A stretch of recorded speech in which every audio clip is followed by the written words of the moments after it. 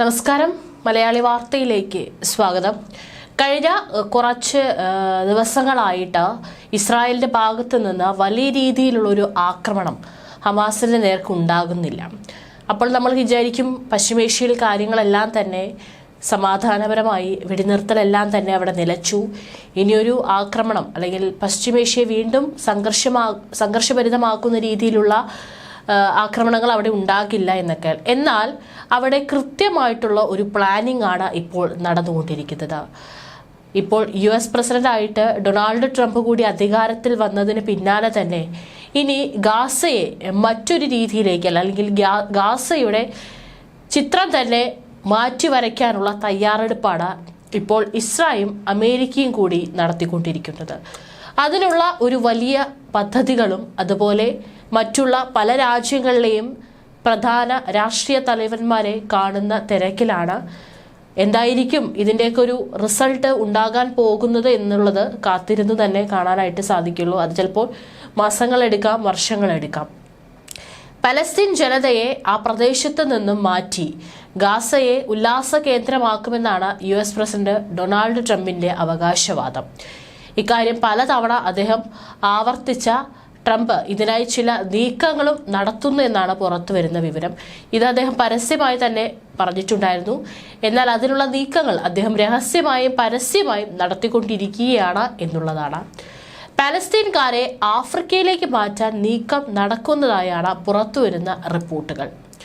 ഈ African രാജ്യങ്ങളായ Somaliland, Sudan എന്നിവിടങ്ങളിൽ പാലസ്തീൻകാരെ പുനരധിവസിപ്പിക്കാൻ USഉം ഇസ്രായേലും ഈ രാജ്യങ്ങളുമായി ചർച്ച നടത്തിയെന്ന റിപ്പോർട്ടുകൾ പുറത്തുവരുന്നുണ്ട്. US നിർദ്ദേശം തള്ളിയതായി സുഡാൻ, സൊമാലിലാൻഡ് അധികൃതരും വ്യക്തമാക്കിയെന്നും വാർത്താ ഏജൻസിയായ അസോസിയേറ്റഡ് പ്രസ് അടക്കം റിപ്പോർട്ട് ചെയ്തു. ചർച്ച നടന്നതായും സൊമാലിയ സ്ഥിരീകരിച്ചിട്ടില്ല. റിപ്പോർട്ടിനോടും ഇസ്രായേലും USഉം പ്രതികരിച്ചിട്ടില്ല. സൊമാലിയയിൽ നിന്ന് വിഘടിച്ചു പോയ പ്രദേശമാണ് സൊമാലിലാൻഡ്. ദീർഘകാലമായ ആഭ്യന്തര യുദ്ധത്തിൽ തകർന്ന് തരിപ്പണമായ സുഡാനിൽ ആഭ്യന്തര അഭയാർത്ഥികൾ 1.5 കോടിയോളം വരും. പാലസ്തീൻകാരെ കുടിയൊഴിപ്പിച്ച ശേഷം ഗാസ ഏറ്റെടുത്ത് കടലോര ഉല്ലാസ കേന്ദ്രമാക്കാനാണ് US പ്രസിഡന്റ് ഡൊണാൾഡ് ട്രംപിന്റെ പദ്ധതി. ഈ മാസം ആദ്യം നടന്ന അറബ് ഉച്ചകോടി പലസ്തീൻകാരെ കുടിയൊഴിപ്പിക്കാതെയുള്ള ഗാസ പുനരധിവാസ പദ്ധതിക്ക് അംഗീകാരം നൽകിയിരുന്നു. അതേസമയം സ്വന്തം മണ്ണ് വിട്ട് എങ്ങോട്ടും പോകില്ലെന്ന് പലസ്തീനി സംഘടനകൾ വ്യക്തമാക്കിയിട്ടുണ്ട്. നേരത്തെ പലസ്തീനുകളെ ജോർദാനിലേക്കും ഈജിപ്തിലേക്കും മാറ്റിപ്പാർപ്പിക്കാൻ USഉം ഇസ്രായേലും ചേർന്ന് പദ്ധതി തയ്യാറാക്കിയതായി റിപ്പോർട്ടുണ്ടായിരുന്നു. അതേസമയം ഗാസയിൽ ജീവനോടെ ശേഷിക്കുന്ന ഏക അമേരിക്കൻ ബന്ദിയായ ഈഡൻ അലക്സാണ്ടറെ വിട്ടയക്കാമെന്ന് ഹമാസ് സമ്മതിച്ചിരിക്കുകയാണ്. 4 ബന്ദികളുടെ മൃതദേഹങ്ങളും കൈമാറും. US പ്രതിനിധി ആദം ബോലറുമായി ഹമാസ് നേതാക്കൾ നടത്തിയ ചർച്ചയിലാണ് തീരുമാനമുണ്ടായിരിക്കുന്നത്. 2ാം ഘട്ട വെടിനിർത്തൽ ചർച്ച ആരംഭിക്കുന്നതിന് മധ്യസ്ഥ രാജ്യങ്ങളായ ഖത്തറും ഈജിപ്തും ശ്രമം തുടരുകയാണ്. മാർച്ച് 2 മുതൽ ഗാസയിലേക്കുള്ള സഹായ വിതരണം തടഞ്ഞ ഇസ്രായേൽ നടപടി പിൻവലിപ്പിക്കാനും രാജ്യാന്തര സമ്മർദ്ദം ശക്തമാക്കിയിട്ടുണ്ട്. അതിനിടെ ഗാസ സിറ്റിയിൽ ഇസ്രായേൽ നടത്തിയ ആക്രമണത്തിൽ 2 കുട്ടികൾ കൊല്ലപ്പെട്ടു.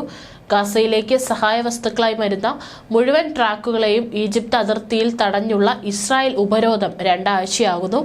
ഈ ഉപരോധം ഗാസ നിവാസികളെ കടുത്ത പ്രതിസന്ധിയിലാക്കുന്നുണ്ട്. ട്രക്കുകളുടെ നീണ്ട നിര അതിർത്തിയിൽ കാത്തുകിടക്കുകയാണ്. റഫ, കരീം, അബു സലീം അതിർത്തികളിലൂടെ എത്തിയിരുന്ന സഹായ വസ്തുക്കളാണ് ഗാസക്കാർ അതിജീവനത്തിന് ഉപയോഗിച്ചിരുന്നത്. ഇത് അടച്ചതോടെ ഭക്ഷണം, മരുന്ന്, വെള്ളം എന്നിവയ്ക്ക് ക്ഷാമമുണ്ട്. 80% പേർ ഭക്ഷണത്തിനും 90% പേർ വെള്ളത്തിനും ക്ഷാമം നേരിടുന്നു.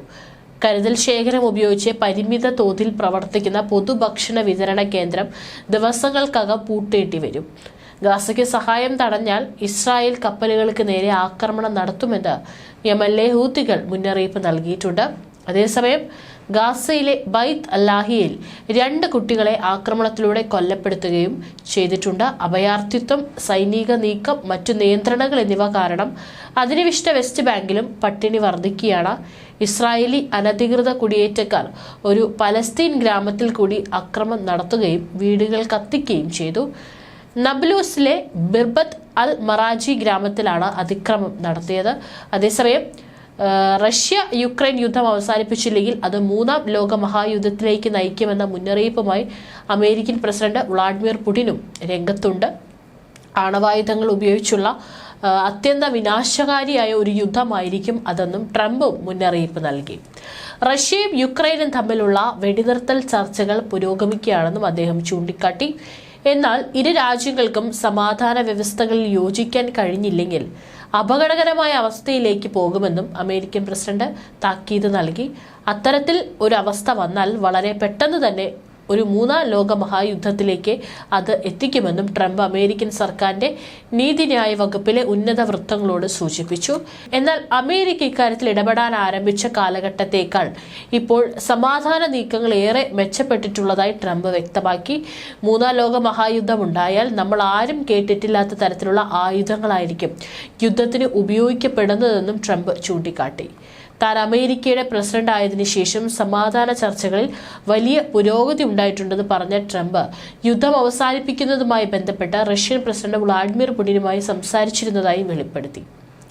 യൂറോപ്യൻ രാജ്യങ്ങൾക്ക് അമേരിക്ക നൽകിയ സഹായമായ $350 ബില്യൺ തിരികെ ലഭിക്കുന്നതിനുള്ള ഒരു കരാറിന് വേണ്ടിയുള്ള ശ്രമങ്ങൾ പുരോഗമിക്കുകയാണെന്നും അദ്ദേഹം പറഞ്ഞു. റഷ്യയുമായി യുക്രൈനുമായി താൻ കഴിഞ്ഞ ദിവസം സംസാരിച്ചതായും താൻ ബൈഡന് പകരം താനായിരുന്നു അമേരിക്കൻ പ്രസിഡന്റ് ആയിരുന്നതെങ്കിൽ ഇരു രാജ്യങ്ങളും തമ്മിൽ യുദ്ധമുണ്ടാകുക ഇല്ലായിരുന്നു എന്നും ട്രംപ് വീണ്ടും ആവർത്തിച്ചു. നേരത്തെ റഷ്യൻ സൈന്യം വളഞ്ഞുവെച്ചിരുന്ന യുക്രൈൻ പട്ടാളക്കാരുടെ ജീവൻ സംരക്ഷിക്കണമെന്ന് പുടിനോട് ആവശ്യപ്പെട്ടിട്ടുണ്ടെന്നും ഡൊണാൾഡ് ട്രംപ് അറിയിച്ചു. 3 വർഷത്തോളമായി തുടരുന്ന യുക്രൈൻ റഷ്യ യുദ്ധത്തിൽ റഷ്യ 30 ദിവസത്തെ വെടിനിർത്തൽ പ്രഖ്യാപിച്ച സാഹചര്യത്തിലാണ് ട്രംപിന്റെ പ്രതികരണം. അമേരിക്കയും യുക്രൈനുമാണ് വെടിനിർത്തൽ കരാർ എന്ന ആവശ്യം റഷ്യയോട് ഉന്നയിച്ചത്. 2022 ഫെബ്രുവരിയിൽ ആരംഭിച്ച യുദ്ധം അവസാനിപ്പിക്കാൻ റഷ്യയും യുക്രൈനും തയ്യാറെടുക്കുന്ന സാഹചര്യത്തിലാണ് ട്രംപ് പുടിൻ കൂടിക്കാഴ്ച സംഭവിക്കുന്നത്. അമേരിക്ക നിർദ്ദേശിച്ച 30 ദിവസത്തെ വെടിനിർത്തൽ കരാർ യുക്രൈൻ മുൻപ് തന്നെ അംഗീകരിച്ചിരുന്നു. അതേസമയം വ്യാഴാഴ്ചയാണ് റഷ്യ വെടിനിർത്തൽ കരാർ അംഗീകരിച്ചത്. എന്നാൽ ഏതാനും ഉപാധികളോടെ മാത്രമായിരിക്കും വെടിനിർത്തൽ കരാർ അംഗീകരിക്കൂ എന്നാണ് പുടിൻ അറിയിച്ചത്. യുക്രൈൻ സൈന്യം ഈ വെടിനിർത്തൽ അംഗീകരിക്കാൻ തയ്യാറാകുമോ എന്ന ആശങ്ക പ്രകടിപ്പിച്ച പുടിൻ 30 ദിവസത്തേക്ക് പ്രഖ്യാപിക്കുന്ന വെടിനിർത്തൽ സെലൻസ്കിയുടെ സൈന്യത്തിനെ വീണ്ടും സംഘടിക്കാനുള്ള സാഹചര്യം ഒരുക്കുമോ എന്ന ആശങ്കയും പങ്കുവച്ചിരുന്നു. ഏതു വിധത്തിലാണ് വെടിനിർത്തൽ നടപ്പാക്കുന്നത് എന്നതിനെക്കുറിച്ച് ഗൗരവമേറിയ ചോദ്യങ്ങളുണ്ടെന്നും ഇതേക്കുറിച്ച് അമേരിക്കൻ പ്രസിഡന്റുമായി ചർച്ച നടത്താൻ ആഗ്രഹമുണ്ടെന്നും പുടിൻ അറിയിച്ചിരുന്നു. റഷ്യ യുക്രൈൻ സംഘർഷത്തിൽ സമാധാനമുണ്ടാക്കാൻ ശ്രമം നടത്തിയതിന് US പ്രസിഡന്റ് ഡൊണാൾഡ് ട്രംപിനും ഇന്ത്യൻ പ്രധാനമന്ത്രി നരേന്ദ്രമോദിക്കും മറ്റ് രാഷ്ട്രതലവന്മാർക്കും പുടിൻ നന്ദി അറിയിച്ചിരുന്നു. ശത്രുത അവസാനിപ്പിക്കുന്നതിനും മനുഷ്യരുടെ നാശനഷ്ടങ്ങൾ തടയുന്നതിനുമുള്ള മഹത്തായ ലക്ഷ്യത്തോടെയാണ് ഇതെല്ലാം നടപ്പാക്കുന്നതെന്നാണ് പുടിൻ പറഞ്ഞിരിക്കുന്നത്. ഏതായാലും 2 പ്രധാനപ്പെട്ട യുദ്ധങ്ങളിൽ ഒരു തീരുമാനത്തിലെത്തുന്നതിനുള്ള എല്ലാ നീക്കങ്ങളും ചർച്ചകളും ഇപ്പോൾ അമേരിക്കയുടെ നേതൃത്വത്തിൽ നടന്നു വരികയാണ്. ഇവിടെ ഗാസ പുനരധിവാസം അടക്കം ചർച്ചയാകുമ്പോൾ ഇവിടെ ട്രംപും പുടിനും തമ്മിലുള്ള കൂടിക്കാഴ്ചയും റഷ്യ യുക്രൈൻ യുദ്ധത്തിന് ഒരു അന്ത്യമാകും എന്ന് തന്നെ നമുക്കും പ്രതീക്ഷിക്കാം.